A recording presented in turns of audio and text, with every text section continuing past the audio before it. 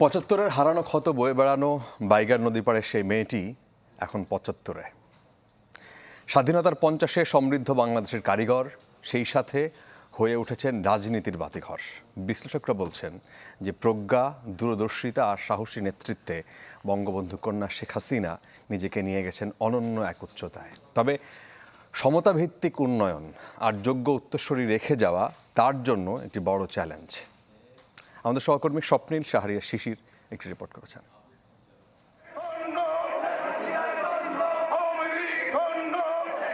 4 দশকের রাজনীতিতে হয়ে উঠেছেন অপ্রতিদ্বন্দ্বী।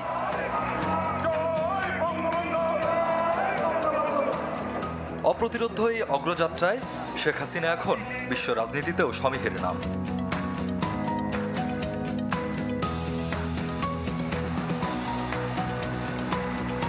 বন্ধুর পথ মারিয়ে পূর্ণ করলেন ৭৫ বছর।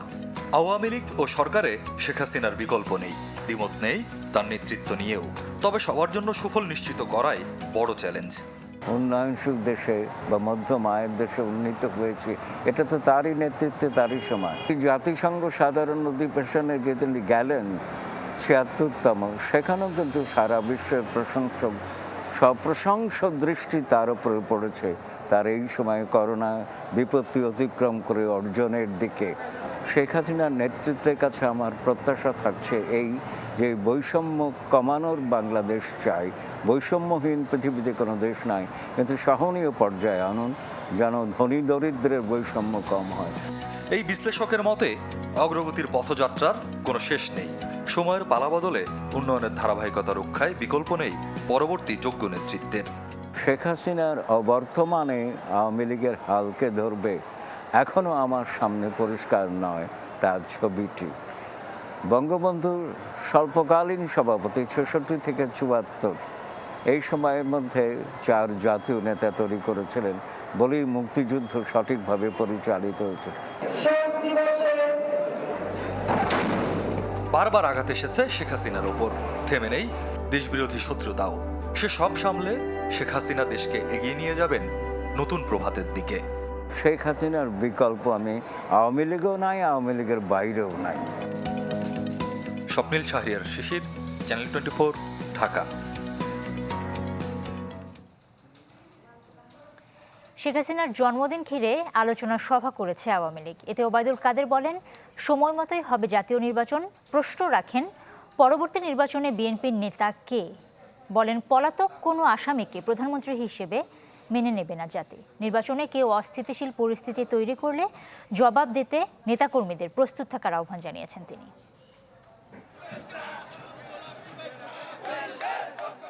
বঙ্গবন্ধু কন্যা প্রধানমন্ত্রী শেখ হাসিনা পা রাখলেন ৭৫ বছরে। ঘাত প্রতিঘাত সয়ে স্বজনহারা দলীয় প্রধান দেশকে যে অবস্থানে উন্নীত করেছেন, তার জন্মদিন উপলক্ষে এই আলোচনা সভার আয়োজন। বঙ্গবন্ধু আন্তর্জাতিক সম্মেলন কেন্দ্রে আওয়ামী লীগ আয়োজিত আলোচনা সভায় বক্তব্য রাখেন কেন্দ্রীয় নেতারা। দলীয় প্রধান হিসেবে এই দীর্ঘ সময় পথ চলার অনেক চড়াই ঘাত প্রতিঘাত পেরিয়ে তিনি আওয়ামী লীগকে আসলে এই অবস্থায় দাঁড় করেছেন। তার সফল নেতৃত্বের কারণেই আওয়ামী লীগ 4বার রাষ্ট্র ক্ষমতা আসেন। যে কোনো মূল্যে এই অপরাজনীতিবিদদেরকে, এই অপশক্তিকে, এই সাম্প্রদায়িক শক্তিকে প্রতিহত করে মোকাবেলা করে গণতান্ত্রিক সমৃদ্ধ উন্নত বাংলাদেশ আমরা গড়ে তুলি। আপনাদের নির্বাচন কমিশনের কথা বলছেন, আইন করলেই নিরপেক্ষ লোকদের নির্বাচন কমিশন করা যাবে। অনুষ্ঠানে সাধারণ সম্পাদক ওবায়দুল কাদের বলেন, সময় মতোই নির্বাচন হবে, তবে পলাতক কোনো আসামিকে প্রধানমন্ত্রী হিসেবে মেনে নেবে না জাতি।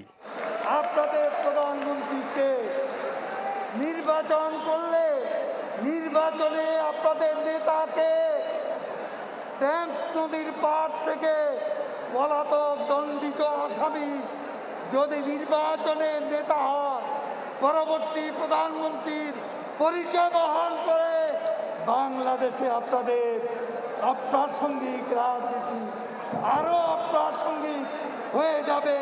শেখ হাসিনার জন্মদিনে নেতাকর্মীদের জয়ের প্রস্তুতি নিয়ে আগামী নির্বাচনের জন্য কাজ করার আহ্বান জানান আওয়ামী লীগ সাধারণ সম্পাদক। নির্বাচন নিয়ে আজকে মাঠ ঘোলাও করবেন, পানি ঘোলা করবেন, দেশে বিশৃঙ্খলা সৃষ্টি করবেন, পরিবেশ নষ্ট করবেন, আগুন অগ্নি সন্ত্রাস করবেন, জ্বালাও পোড়াও করবেন, শেখ হাসিনার নেতৃত্বে আওয়ামী লীগ ঐক্যবদ্ধ, আমরা সমতি জবাব দেবো যে কোনো বিশৃঙ্খলা। জোনায়েদ খান, চ্যানেল 24, ঢাকা। দর্শক, প্রধানমন্ত্রী শেখ হাসিনার জন্মদিন উপলক্ষে বুড়িগঙ্গায় লেজার শো চলছে, আমরা সরাসরি সেখানে চলে যাচ্ছি।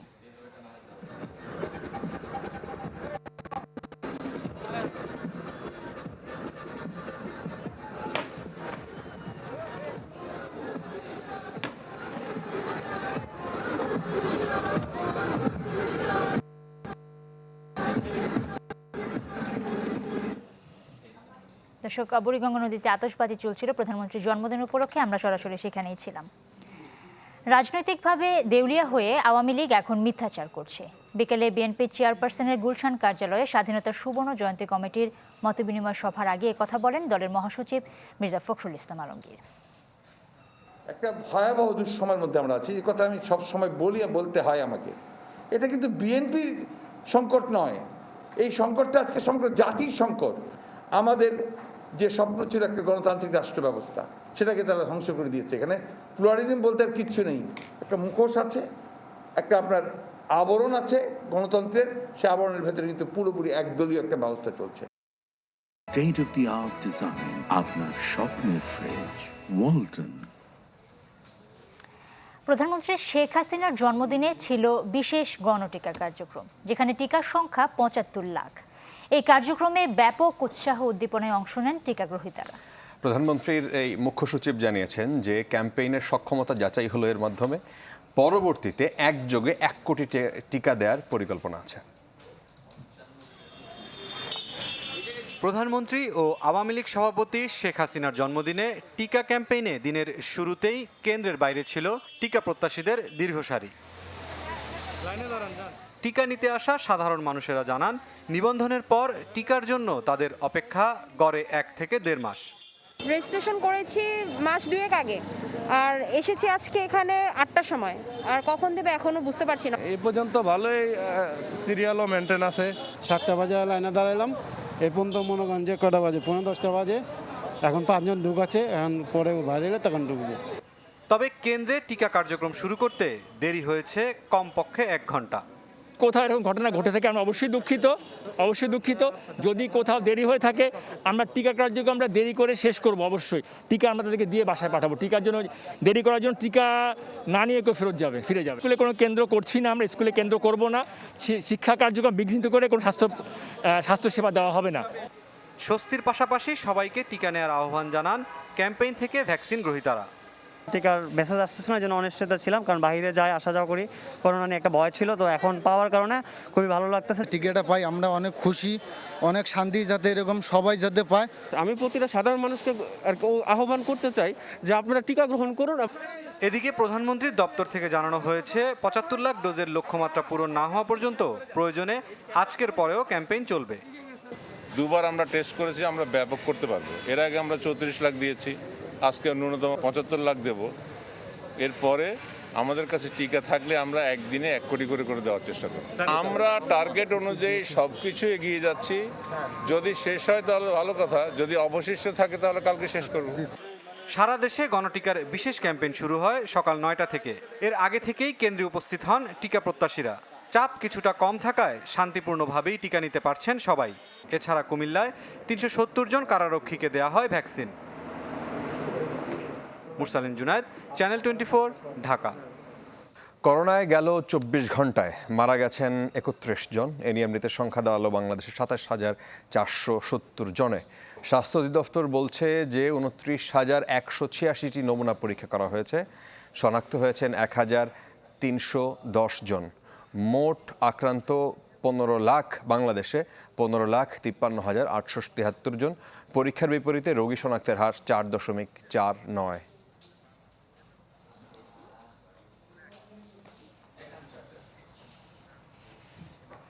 বিমানবন্দরে শুরু হয়নি করোনা পরীক্ষা। এখনও ৬টি প্রতিষ্ঠানের আরটিপিসিআর ল্যাবের অনুমোদন দেয়নি সংযুক্ত আরব আমিরাত। এতে প্রবাসীরা যেতে পারছেন না দেশটিতে। তবে এই অনুমোদন চূড়ান্ত পর্যায়ে রয়েছে বলে জানিয়েছে বেসামরিক বিমান চলাচল কর্তৃপক্ষ। এদের সবাই সংযুক্ত আরব আমিরাত প্রবাসী, কাজ করেন দেশটির বিভিন্ন কোম্পানিতে। ছুটি কাটাতে দেশে এসে এখন আর সেখানে যেতে পারছেন না। ভিসা ও চাকরি থাকলেও বিমানবন্দরে র্যাপিড আরটিপিসিআর ল্যাবে করোনা নমুনা পরীক্ষার সুযোগ নেই, ফলে চাকরি হারানোর শঙ্কায় আছেন। আমি যাইতে পারতাম তো না, আমার ফ্যামিলি চাকাটা আবার ঘুরতো। আমাদেরকে তো কোম্পানি থেকে প্রেশার দিচ্ছে, আসো আসো, আজকে 8 মাস হয়ে যাচ্ছে। এখন 20-এর মেয়াদ থাকলে কি লাভ হবে চাকরি না থাকলে? আমরা চাই আমাদের কাজ বাস্তবায়ন হোক, আমরা অতি দ্রুত আমাদের কর্মস্থলে ফিরে যেতে চাই। আমি দুবাই কাজকাম করি, ওখান থেকে আসছি বাংলাদেশে ছুটিতে, এখানে আসি বাংলাদেশে আমি আটকে গেছি। এরই মধ্যে ঢাকার আন্তর্জাতিক বিমানবন্দরে স্থাপন করা হয়েছে 6টি প্রতিষ্ঠানের ল্যাব। তবে এখনও আরব আমিরাত থেকে ল্যাবের অনুমোদন না পাওয়ায় শুরু হয়নি কার্যক্রম। শুরু করতে পারে নাই, যেহেতু আমরা এই এসওপিটা এখনো অ্যাপ্রুভ হয়নি। যেটা জানিয়েছেন 2 রাষ্ট্রদূত মহোদয় যে এটা অ্যাপ্রুভালের ফাইনাল পর্যায়ে আছে, সংগত কারণে আজকে যাত্রীরা যেতে পারছে না। তবে প্রবাসীদের ভিসার মেয়াদে শেষ হলেও তা বাড়ানো হবে বলে জানানো হয়েছে।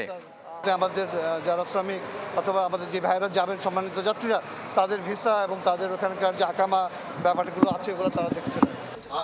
আর বিমান পরিবহন প্রতিমন্ত্রী বলছেন, এমন অবস্থায় আরব আমিরাত গেলে ফিরে আসতে হবে। যেহেতু ইউএর রিকোয়ারমেন্ট এটা, সুতরাং আমরা এটা কমপ্লাই করতে হবে যদি ইউএ যেতে হয়, এবং সেই ক্ষেত্রে অ্যাবসলিউট ডিসকাশন তাদের।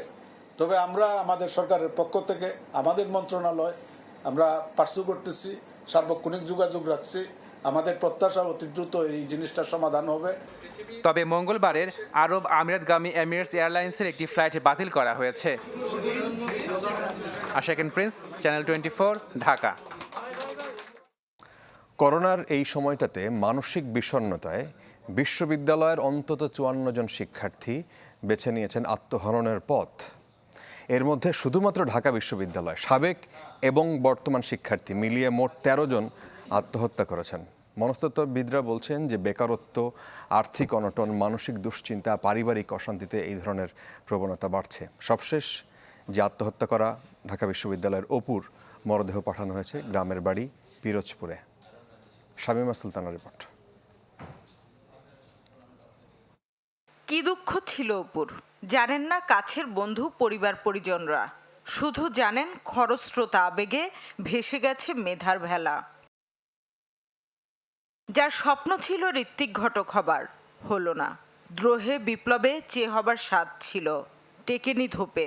যোগ্যতা ছিল বিশ্ববিদ্যালয়ের শিক্ষক হবার, হয়ে ওঠা হয়নি। শেষমেশ স্বভাব বিরুদ্ধ হয়ে আমলা হবার পথে ছিলেন, কিন্তু মানসিক চাপের ধকলটা হয়তো নিতে পারেননি। অবশেষে সবাইকে কাঁদিয়ে ফিরে গেছেন ঘরের ছেলে ঘরে।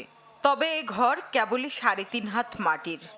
ওর যে সময় যা ছিল, অভাব ছিল, সব পূরণ করছে, ঠিক আছে। এখন ও কি জন্য যে জিনিসটা করলো বা কেউ করছে কিনা এটা আমরা সঠিক কিছু বলতে পারতেছি না। আমাকে বলছে সব কিছু, ঠিক আছে। তো তখন হচ্ছে আমি ভাইয়ারা ভালো করে বুঝাই টুঝে দিছি, ভাইয়া তুমি এত দূর আসছো, ঠিক আছে, এখন মানে কোনো তো হচ্ছে ওই সময় ভালোই আসলাম, দুইজনে হাসি খুশিভাবে আবার লঞ্চে একই লঞ্চে আবার আসছে পরে, ঠিক আছে। তো ওই সময় আমার কিছু বোঝা যায় না, স্বাভাবিকভাবেই ছিল।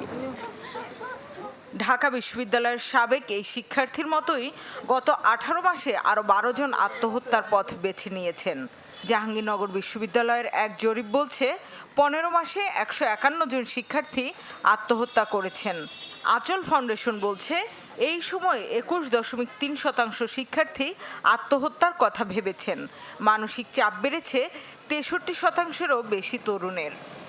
এখনকার বাচ্চাদেরকে অনেক ওভার প্রোটেক্টিভ, এত বেশি কেয়ার করে, যার ফলে একটা প্রবলেম আসলে বা কোনো একটা কিছু ঘটলে ইমিডিয়েট কিভাবে ওটাকে রেসপন্স করতে হয়, কিভাবে সলভ করতে হয়, একই সাথে নিজেকে ভালোও রাখতে হয় এবং ফিউচারে একটা প্ল্যান করতে হয়, এই জায়গাটা কিন্তু অনেক সময় তারা বুঝে উঠতে পারে না।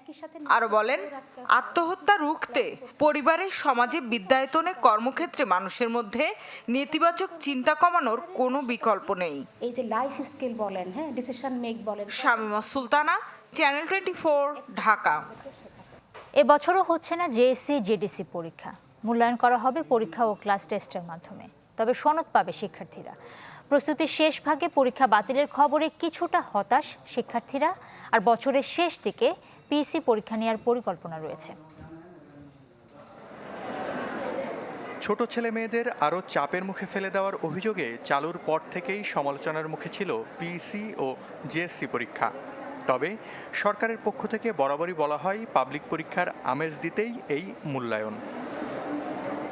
এরই মধ্যে 2023 সাল থেকে এই পরীক্ষার নেওয়া হবে না বলে জানিয়েছেন শিক্ষামন্ত্রী। আর মঙ্গলবার ঘোষণা আসলো এবছরও হচ্ছে না মাধ্যমিকের এই পাবলিক পরীক্ষা। এসএসসি এইচএসসি একদম সামনে, আমাদের কিন্তু সব প্রস্তুতি আছে, কিন্তু আমার মনে হয় না এখন আর জেএসসি নেবার আমাদের খুব আর সুযোগ থাকছে বলে। ক্লাস সমাপনী সেটা তো আমাদের হতেই পারে এবং সেটা সব শ্রেণীর মতোই অষ্টম শ্রেণীতেও হবে, পঞ্চম শ্রেণীতেও হবে, কিন্তু সেটা ওই যে হ্যাঁ পিএসসি জেএসসি সেই রকম করে হবে না, কিন্তু সকল শ্রেণীর সমাপনী মূল্যায়ন সেটি হচ্ছে এবং হবে। প্রস্তুতির শেষ ভাগে এসে পরীক্ষা বাতিলের খবরে কিছুটা হতাশ ছেলেমেয়েরা। পরীক্ষার প্রস্তুতি খুব ভালো হচ্ছিল, কিন্তু হঠাৎ করে শুনছি যে পরীক্ষা হবে না। পরীক্ষা প্রস্তুতি নিয়েছিলাম, আমার প্রস্তুতিটা ভেঙে গেল। আজকে আমরা শুনলাম যে জিএসসি পরীক্ষা হবে না, তো আমরা খুবই কষ্ট পাইলাম। করোনার কারণে গত বছরও আয়োজন করা যায়নি প্রাথমিকের পিএসসি ও ইবতেদায়ী এবং মাধ্যমিকের জেএসসি জেডিসি পরীক্ষা। হাসনাত রাব্বি, চ্যানেল 24, ঢাকা।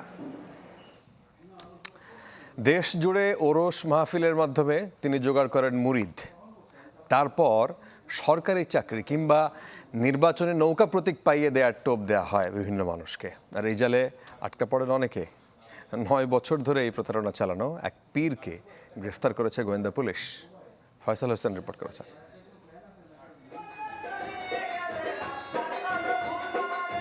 এ যেন 21 শতাব্দীর লাল সালু। জিকির আজগারে মশগুল চারিদিক, রঙিন জলছায় পীরে চিশতি আব্দুল মোতালেবকে ঘিরে মুরিদ ভক্তদের জমজমাট আসর। দেশজুড়ে হাজারো মুরিদ, কাউকে দিতেন সরকারি চাকরির প্রতিশ্রুতি, কাউকে নৌকার বৈঠা ধরার বিনিময়ে নিজ পকেট মোটা হয়েছে কোটি কোটি টাকায়। ভুক্তভোগীদের একজন নরসিংদীর জাকির হোসেন। সচিবালয়ে ছেলের চাকরির আশায় জমিজমা আর গোয়ালের গরু বিক্রি করে পীর বাবাকে দেন 7 লাখ টাকা, যার এখন কোনো হদিস নেই। একই অবস্থা গোপাল সরকারেরও। জীবনের শেষ সম্বলটুকু হারিয়েছেন পীরের প্রতিশ্রুতি প্রাথমিক স্কুলে চাকরির খোঁজে। 4.5 লাখ সার্কিল দিছে, আর 60,000 নিচে সরকারি কোয়ার্টার দিব ফাট ও ভূমিহীন যারা সরকারে হাসিনা দিতেছে এই বাসা। সে প্রথম আমাকে বলেছিল প্রাথমিক ও গণশিক্ষা মন্ত্রণালয়ে অফিস সহকারী পদে চাকরি দিবে, সে এজন্য আমার কাছ থেকে 3,10,000 টাকা নিয়েছিল। অবশেষে গোয়েন্দা জালে পীর চিশতির ভবলীলা হলো সাঙ্গ। জানা যায় 2012 সাল থেকেই করে যাচ্ছেন মানুষ ঠকানোর ব্যবসা। এই পথে ছায়াতরুর মতো আগলে ছিল প্রভাবশালী এক নেতা। চাকরি দেওয়ার কথা বললা আমার এখানে নির্মাণ শ্রমিক লীগের সভাপতি হওয়ার পর থেকে এই চাকরির কথা বললে আমি এটা টাকা পয়সা নিয়ে প্রতারণা করছি। গোয়েন্দা পুলিশ বলছে আমোদ ফুর্তিতে ব্যয় হতো পীর বাবার অবৈধ টাকার বেশিরভাগ অংশ, আর একটি অংশ চলে যেত সরকারের নানা মহলে। আব্দুল মোত্তালেব বেসিক্যালি একটা গণ্ড মূর্খ লোক, যে 2-3টা সূরা জানে, কিন্তু সে বিভিন্ন সময় পীরে কালেমের অভিনয় করে বিভিন্ন সময়ে জায়গা জমি, সরকারি বিভিন্ন ফ্ল্যাট জনগণের কাছে কম দামে বিক্রি করার কথা বলে বিপুল পরিমাণে টাকা হাতিয়ে নিয়েছে। ধর্মীয় লেবাস থাকলেও তলে তলে চিশতি আব্দুল মোতালেব ছিলেন সমকামী কমিউনিটির সভাপতি পদে। সে ঢাকা গে কমিউনিটির একজন সদস্য হিসেবে আকাম কুকাম করেই থাকে। ফয়সাল হোসেন, চ্যানেল 24, ঢাকা। এদিকে আলোচিত সমালোচিত মুফতি কাজী ইব্রাহিমকে আটক করেছে গোয়েন্দা পুলিশ। গতরাতে রাজধানীর লালমাটিয়ার বাসা থেকে তাকে আটক করা হয়। রাতেই মিন্টো রোডের ডিবি কার্যালয়ে নেওয়া হয় মুফতি ইব্রাহিমকে। আটকের আগে ফেসবুক লাইভে আসেন তিনি, প্রায় 20 মিনিট কথা বলেন তিনি লাইভে। ডিবি কার্যালয় থেকে তাকে নেওয়া হয়। বিভিন্ন সময় তার ওয়াজ এবং বক্তব্য নিয়ে বিতর্ক তৈরি হয়, সেই সব বিষয়ে তার কাছে জানতে চাওয়া হবে। প্রধানমন্ত্রীর জন্মদিন উপলক্ষে বুড়িগঙ্গায় হয়ে গেল জমজমাট নৌকা বাইচ প্রতিযোগিতা। নদীর দুই পারে ছিল উৎসুক মানুষের ভিড়। খান মামুন এবং জাহাঙ্গীর আলম রতনের ক্যামেরায় আরও জানাচ্ছেন শফিকুল ইসলাম সবুজ। বাদ্যের তালে তালে বুড়িগঙ্গার বুক চিরে ছুটে চলছে মাঝি মাল্লার দল। গেল 2 দশকে বুড়িগঙ্গায় এমন আনন্দ দেখেনি ঢাকাবাসী। নেচে গিয়ে নদীর দুপাশ জুড়ে হাজার হাজার মানুষ উদযাপন করেছেন নৌকা বাইচের এই আয়োজন। মঙ্গলবার বিকেলে বুড়িগঙ্গার ঠোঁটার মুখ থেকে শুরু হয়ে নৌকা বাইচের এই প্রতিযোগিতা শেষ হয় কামরাঙ্গীরচরের খোলামরা ঘাটের কাছে।